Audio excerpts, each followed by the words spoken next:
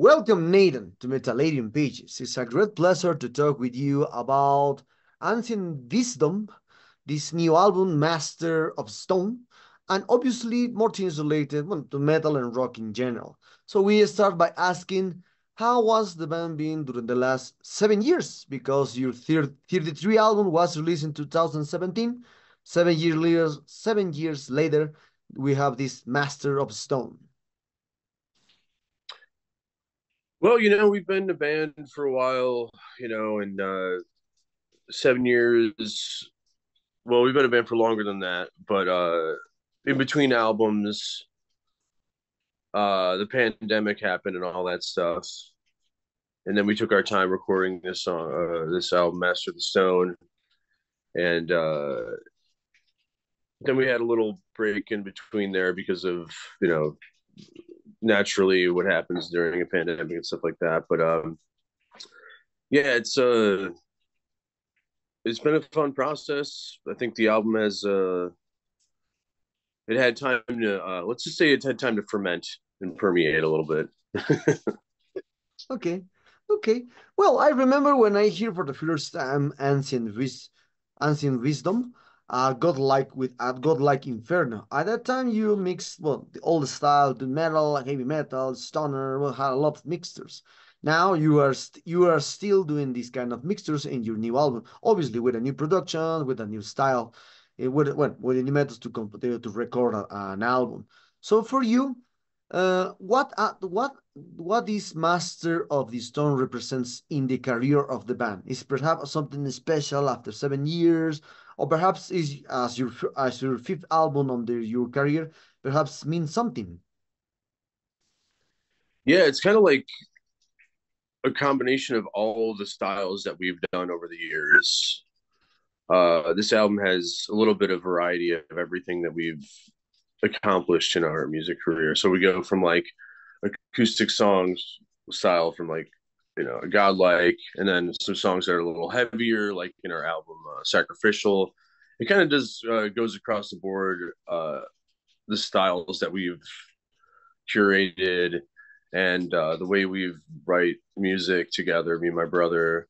It has like all of the moving parts. And for this one, I think we just decided to take a bunch of songs that would sound like they would fit across the board, the entire catalog of our style. And the thing about our albums too, like if you listen to all the Ancient VVisdom albums, like they all have a similar flow, similar style to it all across the board. This one feels like it sits right in with all of them and blends really well. If you listen to the whole catalog of music, it's like writing uh, the the next chapter of the band. Hmm. Okay, interesting to know.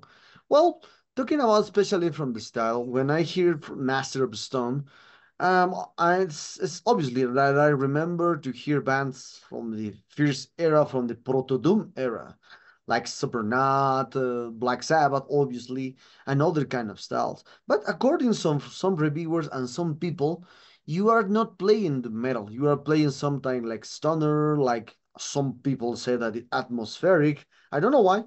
The people say that you're playing atmospheric, or even you are not playing metal. So for you, how do you label the sound of the ancient wisdom? It's just kind of our own thing. We listen to all kinds of styles of music. I'm influenced by a lot of different styles, that a lot of different bands, a lot of different artists, things you probably wouldn't expect. But it's really kind of just what we decided to write and how we decided to write it. It's not really, we didn't really have like a label to put on it. And are we a metal band? Maybe not. Are we a stoner doom band? Maybe at times. Are we a folk band? I don't know. We have atmosphere for sure. Well, it depends on the song. Depends on the album. Really don't try to like write to write music to be categorized. You know what I mean? It's just like what we want it to be and what we want it to be at the time or whatever the song calls for. I think the writing has similar style to, you know, previous albums. And if you listen to our first recording, the split with Charles Manson, it's a very stripped down acoustic sound, but the songwriting has always pretty much remained the same, you know. So we made our own sound, I guess, to a certain degree. We take influence from a lot of different styles of music, a lot of different bands, and it's become what it became. And now it's now that it's set there, we can have fun with it and write this style without concern of what people categorize us as, you know. But Hmm? you know, we'll get all kinds of like criticism or you know, about where we get our influences or styles from, and people will mention bands and artists, and I'm like, yeah, cool. I don't even listen to those bands, so I don't know what you're talking about. They'll be like, oh yeah, he's trying to sound like he's doing like a Nick Cave thing, or he's trying to do like this thing or something. Like, cool. I don't listen to that, so I don't know what you're talking about. But Okay, you know, okay. so we just do our own thing, and if people like it, cool. You know, if not, it's not really a concern of mine. Mm, okay, okay. Other detail that for me is very interesting is about the cover art. A great one, by the way. Congratulations of this cover art because represents something evil because a lot of horns there in the door, someone in the chair with horns, behind the chair with horns. So, and when I try to understand the concept with Master of the Stone, because the meaning is very different from the cover art. So how do you relate the cover art with the name of the album? Well, if you looked in detail on the cover, this is a great album cover too. I love this album cover. A friend of mine, Justin Myers, made this album cover for us.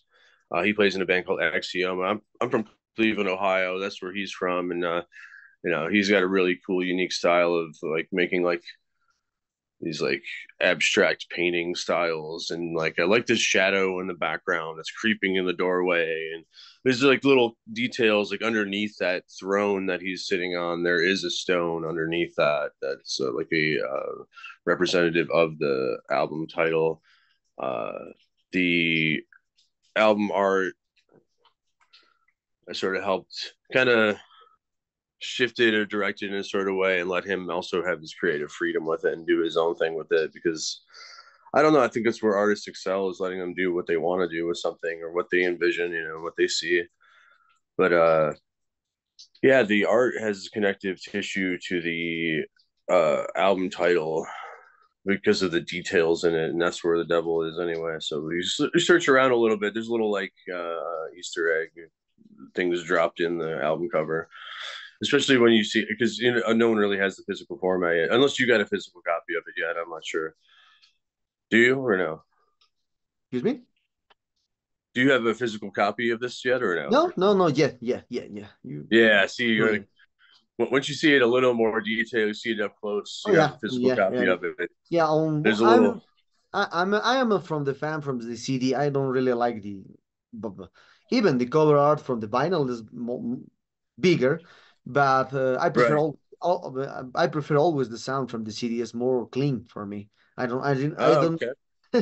I don't really like the sound of the vinyl. Even I'm from the 80s, but I don't really like the sound of the vinyl since then, so to now. So I prefer the sound more clean. When I don't like the sound of the needle of the vinyl. Scratchy record. Yeah. Well, Yeah. shit. We'll have to get you a copy of the CD, man, so you can see it a little up Yes, close. yes. You know. I did my pre-order from the CD. Oh, I think I arrive soon because I'm on the other part of the world, so I sometimes delayed 1 month or 1 month and a half. So that's normally for me. That's Hell yeah. I'm used to it. So returning to this new Ancient Wisdom album, and especially for the Master of the Stone, for you, which songs for you was the most difficult song to create or put a little more details into this new one? You know, it's kind of hard to say. We took our time doing it, but it didn't take very much time doing it. Like the songs, the recording process went just like me and my brother work super well together. Like we don't really have to like think about it. Like there was no click tracks to this album. There was no like, you know, sitting there and pondering it too much. It was like let's just do this. Click, click, click. You're done. Let's click off with the drumsticks and make it happen. Like I play drums, you play guitar. We just went in there and pressed record. And I guess that being said about you know which song was the most difficult, and not really difficult, but like I would say probably the song "Ashes from on High" would be the song that we've had in our back catalog that we haven't recorded yet, because we've had that song for like probably over 6 years, but haven't recorded it yet.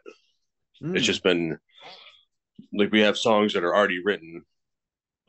We've had them mm, for a long time. We have, and then we would just like, all right, this is the song that seems appropriate for this album. This one fits in the this one fits in the style of what we want to record for this album. mm, So it's kind of funny because like that song we've had for like fucking years. And then a song like Demos, Dios, and Versus we wrote 2 weeks before we went into the studio. So there's like a funny variety of like, all right, well, this one we've had it on for a long time. Let's put it on the album. And then my brother came up with the riffs for that song, Demas Diaz and Versus, and it was like, well, that works, you know. And then 2 weeks later, we're recording it. So there's the ones that are really like older songs that have been in our back stock, for a while, and then ones that we pretty much had just written on the spot almost.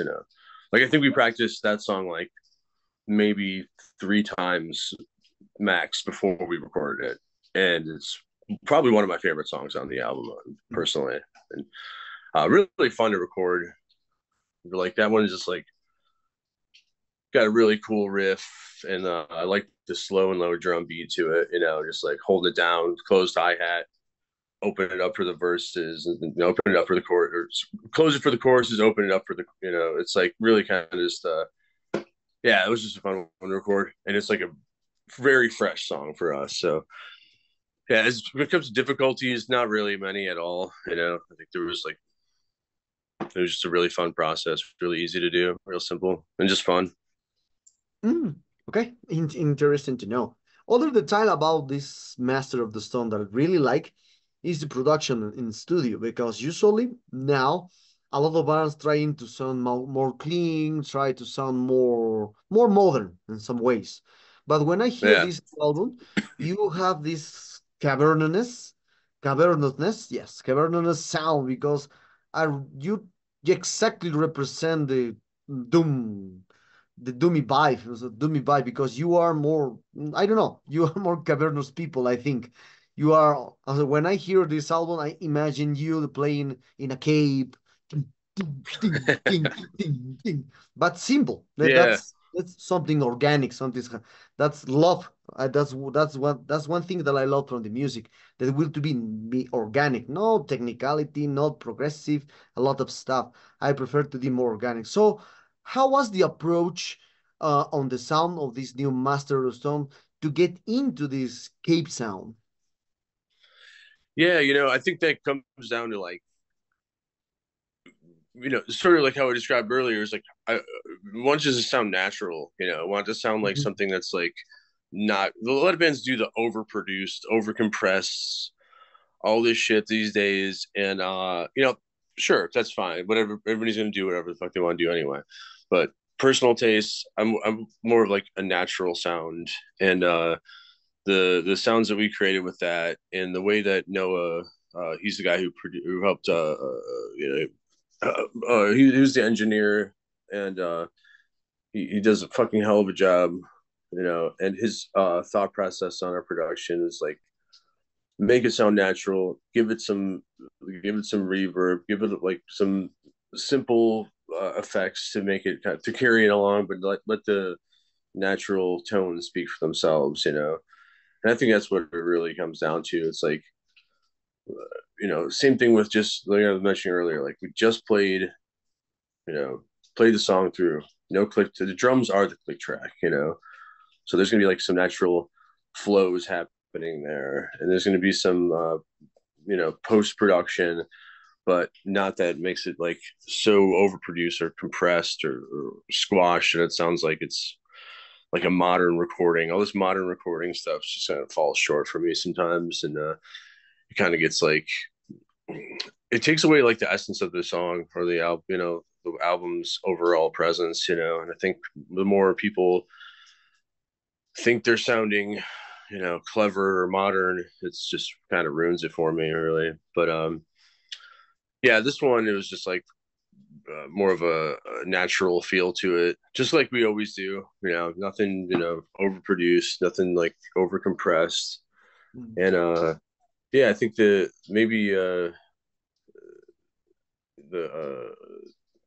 minor points of using like certain effects to create that atmosphere make it what it is. It's as simple as that. Don't overthink it, don't underthink it either. So yeah, I don't know, I think we captured something pretty cool with this one by just keeping it easy, keeping it natural, not making it overproduced or making it something that's not. Mm. Okay, okay. All the time talking about now this aspect of produce an album or produce or record an album, especially. I saw that a lot of bands are doing like a trend that try to record an album as the 70s or 60s when all gather in the room and record whole process in just one take or two takes at least. That's what Right. happened in the music. That's like a new trend in the way the recording process because I spoke with a lot of bands and the bands told me we try to record as the 70s and 60s. I know that is impossible because now we have more technology to record. That's impossible. Always you will cross the idea with digital stuff. It's impossible at this time to record like the analog era. So what's your opinion about these tendencies to record everything in just one session? Is good, is bad for the music? It could be good. It depends on the band. Like if well, me Ancient Wisdom is just me and my brother. So if we had a full band, I would love to try that process and see how that would go with Ancient Wisdom. Now I do have a new lineup, which is awesome, and we're like very grateful for these guys. I have my friend Nathan. He's playing bass for us. He's a hell of a bass player. I got this dude Charlie, good homie of mine. He plays drums. He plays in a band called Death File Red as well. They're a fucking sick band from Austin. And so if I had these guys when we were recording this album, we may have tried that process. I'm not Mm. opposed to it, but I think, it depends on if you can capture that too. And also, you do that, and it could either be a great success or a complete waste of time, depending on how tight your band is. If you have going there and you're like fall short, and you're like, well, let's just go back to overdubs. Okay, But okay, okay, I understood. So, talking about now, we are very close to this interview, Nathan, and for this aspect, what plans do you have for this new Master of Stone? Perhaps you will do some gigs there in US, perhaps Europe, who knows, Latin America, or perhaps you are now composing the new album. Who knows? What's the plans for the future? And Ancient Wisdom, and obviously this Master of Stone. we have a show we have lined up. We're playing a fest called Hell's Heroes. It's in Houston, Texas, and it's thrown together by my friend Christian Larson. He plays in a band called Necrofire, Night Cobra, and he's been putting this fest on for a while. He's been throwing this fest for a long time, and I think this is about the 6th year. And he asked us to play, and we're playing with the likes of like Candlemass and Autopsy and Sodom and uh, Solitude Eternus. There's a lot of great bands on this fest, and he asked us to play God Like Inferno in its entirety. So we're gonna actually go back to the old school set for this one because that's what was requested, and that's in March, and we'll be playing that one. As of other shows, we might play another gig in the next couple of months. Depends on what pops up. Uh, we have a lot of like personal lives, was what takes up most of our time, and really, uh, when the right offer is there, we'll take it. When the right person asks us to play the show, we'll do it. So we're just gonna see what happens. Roll with the punches. Okay, okay. Well, talking about now other kind of aspects, as I mentioned in the first question, as you can see now, the rock and metal scene are well more accepted in the world because you can see trends in YouTube channels, how you paint a black corpse, corpse paint on YouTube. You can see commercials of the black metal coughing like mm, uh, saying saying about the sickness. Oh, a lot of things happen because now a lot of people are joking about metal, about blood, people, metal stuff, shirts. That's normally now because obviously also the rock is well more accepted in the world because as I remember in the 90s, well, the 80s and 90s, when you are a rock or metal banger, always you have always the lyrics talks about something against, perhaps something society as Christianity, politics, economic, I don't know. The metal and rock always be against something at that time, but now we are not anything to fight because we are the metal lose or the rock lose this essence to fight against something, because now if you fight with the Christianity, 1,000 people follow your idea and 1,000 people is against the Christianity. So it's well more accepted. There are communities. When I remember when appears black metal, all people are Satanism. All people now there is a satanist church in U.S. with rules, with priests, with the Bible. So that's curious. Now, so for you, what's your opinion about now the metal and the rock lose the essence to be against something, to do rebellion? I guess it's in my opinion, it's still there. It will always be the outcasts. It will always be the underdogs.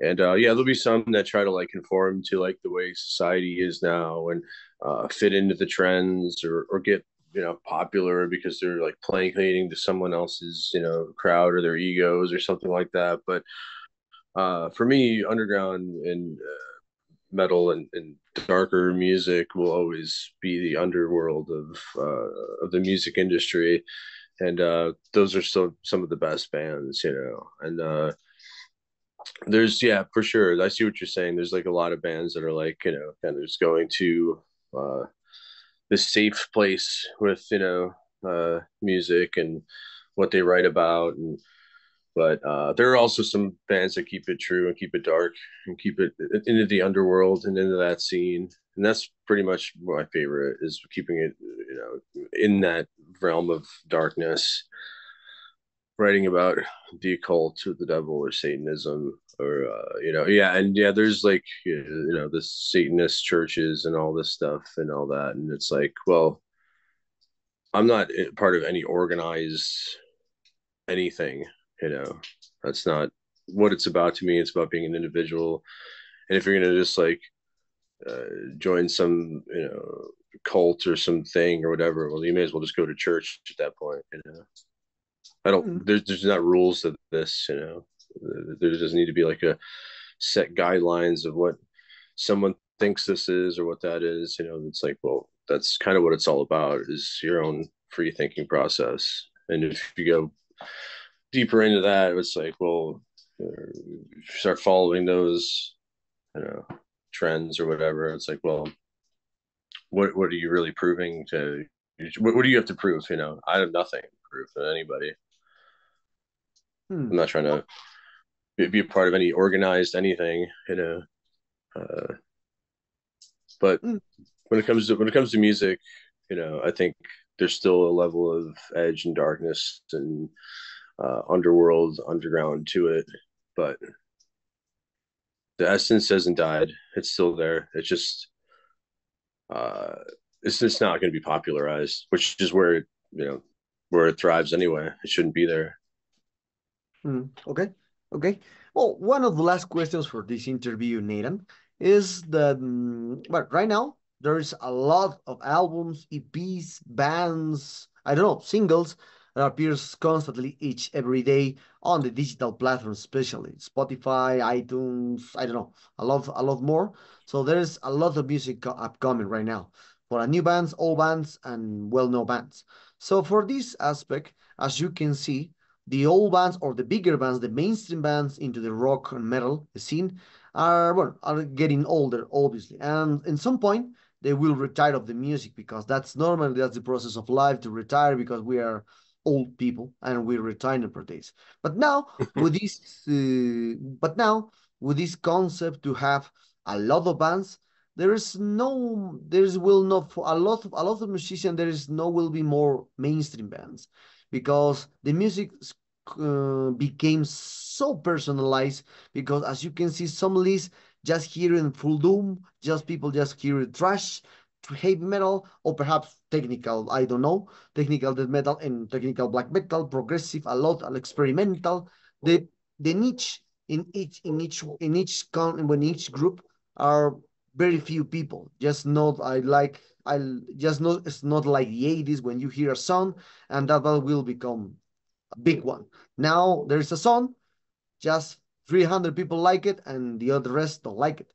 So for you, what's your opinion about when the mainstream bands disappear completely on the face of the earth, on the face of the earth, and now the music is so personalized with tastes and colors that there's no more space for a mainstream bands.